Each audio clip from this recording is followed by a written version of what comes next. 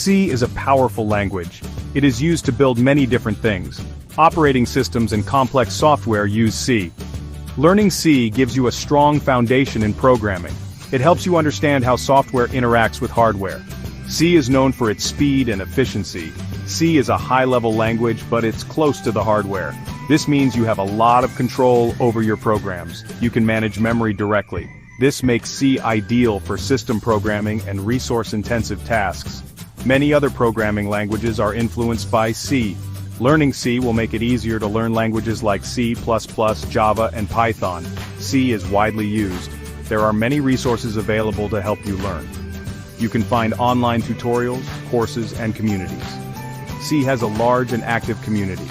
Experienced programmers are ready to help beginners.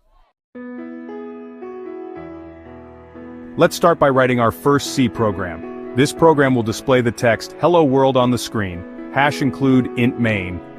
Don't worry too much about the details for now. We'll break it down. The line brings in a library. This library allows us to use functions like, the part is where our code starts running. Inside the curly braces we write the instructions for our program. Tells the computer to print the text "Hello World" to the screen. The adds a new line after the text. Finally signals that the program ran successfully. To run this program you need to save it as a file, for example, and then compile it using a C compiler. Compiling transforms your code into a language the computer understands. Once compiled, you can run the program and see the output. In programming, we need to store information. We use variables for this. Think of a variable as a container that holds a value. In C, every variable must have a data type. This tells the compiler what kind of data the variable will hold. Some common data types in C are, which stores whole numbers, integers, like 10, 25, or -5, which stores numbers with decimal points like 3.14, 2.7, or -0.001, and which stores single characters like A, B, or $. Remember to enclose characters in single quotes. Here's an example. #include int main. In this code, is an integer variable holding the value 25. Is a float variable storing the value 1.75. Is a character variable containing the character J. The function uses format specifiers to display the values of the variables. We can make our programs interactive. We can take input from the user and display output based on that input. For input we use the function. For output we use the familiar. Here's an example. #include int main. Return 0. Let's break it down. First we declare an integer variable to store the user's input. Next, displays a message asking the user to enter a number. Then, reads the number entered by the user and stores it in the variable. The before is crucial. It tells where to store the input. Finally, displays the value stored in the variable. Programs often need to make decisions. They need to execute different blocks of code based on certain conditions. This is where control flow statements come in. Two fundamental control flow statements are AND. The statement allows your program to choose between two paths.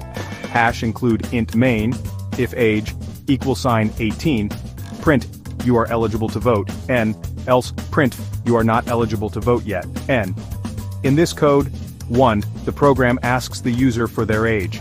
2, if the is greater than or equal to 18, the code inside the first block is executed. 3, if the is less than 18, the code inside the block is executed. The statement provides an efficient way to handle multiple conditions.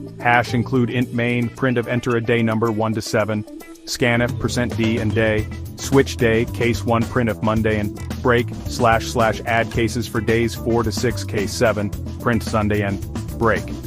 In this example, the statement checks the value of the variable. It executes the code associated with the matching label. The statement is important. It prevents the execution from falling through to the next. The case handles situations where none of the other cases match. Loops are essential for repeating a block of code multiple times. C provides 3 types of loops, and the loop is often used when you know the number of iterations in advance. #include int main, for int I =1, I =5, I++, printf %d I, printf n, return 0. This code prints the numbers 1 to 5. The loop has 3 parts. 1. Initialization. Initializes a counter variable to 1. 2. Condition. Specifies. The loop continues as long as is less than or equal to 5. 3. Update, increments by 1 after each iteration. The loop repeats a block of code as long as a condition is true. Hash include int main, int count equals sign 0, while count 5, printf, %d, count plus plus, printf n, return 0. This code achieves the same output as the loop example. The loop continues as long as is less than 5. The loop is similar to the loop, but it guarantees that the code block is executed at least once.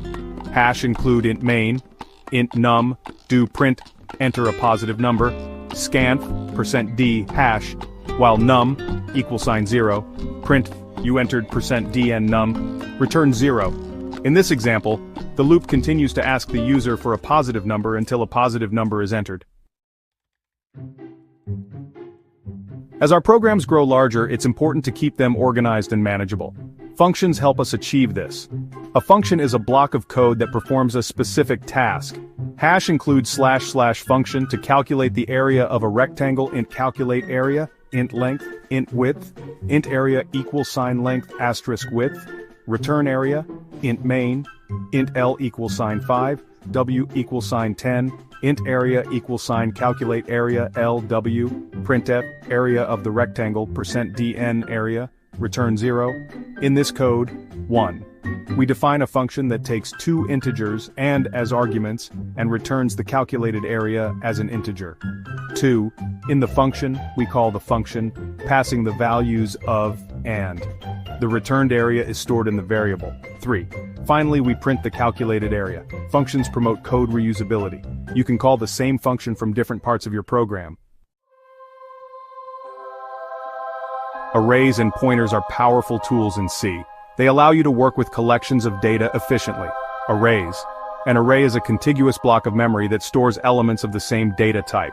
Hash include int main, int numbers 5, equal sign, 10, 20, 30, 40, 50, print, elements of the array.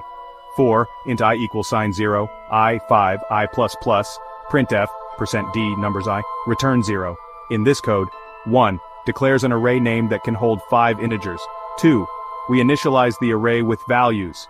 3. The loop iterates through the array, accessing each element using its index, and printing its value. Pointers. A pointer is a variable that stores the memory address of another variable. Hash include int main, int num equals sign 10, int asterisk ptar equals sign hash printf, value of num, %dn num, print, address of num %pchen hash, print, value pointed to by ptr %dn asterisk ptr, return 0. In this code, 1. Declares a pointer that points to the memory location of. The operator gets the address of a variable, and the operator declares a pointer variable. 2. Accesses the value stored at the address pointed to by. Pointers are essential for dynamic memory allocation and working with complex data structures. File handling allows programs to read data from and write data to files. This is crucial for storing and retrieving information persistently. Writing to a file hash include int main, file asterisk fptr, fptr equals sign fopen, example tytext tw, if fptr equals sign null, printf error opening file, and return 1, fprintf fptr, this is some text to be written to the file, and fclose, fptr, return 0, this code, 1, opens a file named example.txt in write mode, 2, checks if the file was opened successfully, 3, uses to write text to the file, 4, closes the file using. Reading from a file hash include int main, file asterisk fptr, if fptr equals sign null, printf error opening file, and return 1 while h equals sign forget fptr equals sign eof, printf %ch, return 0, this code, 1, opens the example.txt file in rad mode, 2, reads characters from the file using until the end of file is reached, 3, prints the characters read from the file, 4, closes the file. Congratulations! You've taken your first steps into the world of C programming. You've learned about variables, data types, control flow, loops, functions, arrays, pointers, and file handling. This is just the beginning. C offers a vast landscape of concepts and techniques waiting to be explored. There's much more to learn about data structures, algorithms, memory management, and advanced programming paradigms.